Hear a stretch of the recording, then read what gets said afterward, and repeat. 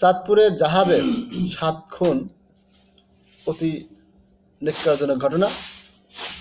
এই হত্যাকাণ্ডে জড়িত একজন নিজ মুখে স্বীকার করেছে, এক হিন্দু আকাশ মণ্ডল।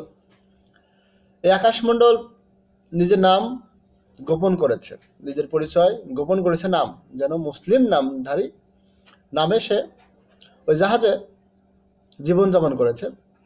এখানে বলা হয়েছে আকাশ মণ্ডলের ক্ষোভ থেকে বেতন ভাতা এবং ছুটি না দেওয়ার কারণে সে হত্যাকাণ্ড ঘটিয়েছে।